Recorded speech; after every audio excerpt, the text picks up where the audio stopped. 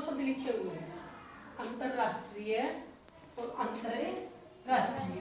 जब हम इनका उच्चारण करते हैं तो इनका उच्चारण हमारा एक है दोनों का, अंतरराष्ट्रीय और अंतरराष्ट्रीय। और क्या लगता है कि ये वर्तनी हमारी सही है, ये हमारी गलत है, लेकिन बेटा ऐसा नहीं है। हमारी ये दोनों ही वर्तनी सही होती है, लेकिन जब दोनों सही हैं तो इनका अर्थ एक नहीं है, इन दोनों के अर्थ अलग अलग है। अलग क्या है, पहले हम इस अंतरराष्ट्रीय को देखेंगे, इसके टुकड़े कर कर देखेंगे क्या होगा। अंतर प्लस राष्ट्रीय, यानी र हमारा जो है ए रहित है, आधा जिसको बोलते हैं, यानी इसका अर्थ होगा बेटा अंदर या भीतर, अंदर या भीतर। जैसे अंतरराष्ट्रीय देश के अंदर, जैसे हमारा हम जब लिखते हैं अंतरदेशीय पत्र, यानी देश के अंदर जो पत्र व्यवहार किया जाता है वो अंतर्मन, हमारे मन के अंदर। अंतर्यामी किसके लिए करते हैं, जो भाई अंदर की जानता है, नहीं परमपिता परमात्मा के लिए यूज करते हैं। तो इसी प्रकार अगर आप इसको देखोगे बेटा, अगर आप इसको लिखेंगे, ये लिखा हुआ होगा ऐसे, इसमें रे पूरा है बेटा।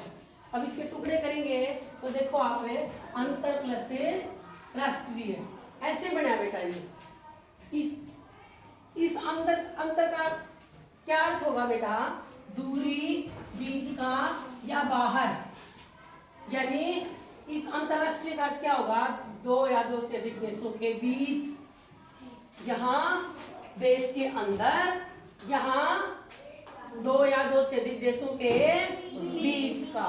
जैसे शब्द देखो आप, आपको समझाने के लिए आसान शब्द क्या है, अंतर विद्यालयी प्रतियोगिता। यहाँ क्या है, रे मारा है रहित है, जिसको आधा बोलते हो आप।